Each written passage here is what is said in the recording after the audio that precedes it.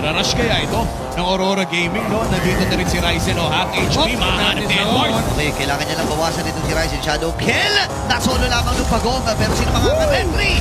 Smiling Demon pa rin. James ay naipit ata sa mga buong kumunan. Oh, no! Sa Arrow and habang tumutugor dyan. Buhay pa? Buhay pa, hindi. Alam din! Pero nandun yung tectonic charge. Edward ay makakalamin. Lang hinahanapan na niya ng proper timing. Nandun yung mountain shower.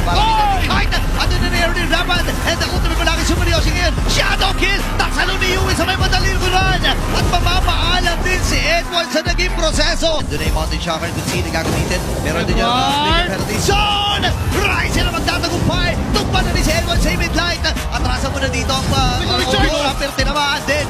Dito ng ultimate malaki Super Yoshi. Naharangan pa. At magiging matagumpay ito.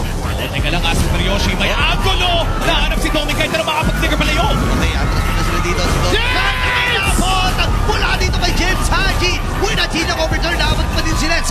Hindi na nga muna. Di man ganyan. Yun na lang na dito na. Pero kasi nagkatapot dito. Yung bottom lane ay pwede nang abatihan dito. Wait lang. Di mo kahit. Magiging target niya. Napatay. Itong si James. Hindi mo sa panalasa dito ng Smart Omega. Ang bagong barangay ay nag-ahabang na rin. At nag-aantay ng panibagong timing. Pasok si Ryzen dito. Limang isamang force. With the crowd! Dito kay Netsky. With the crowd. Buhay pa rin. And di mo ganyan. Kailangan ng matras. Makakadikit na mga minions dito at hindi mapipigilan ng Aurora ang pag-arangkada ng bagong barangay. Same draft, different result.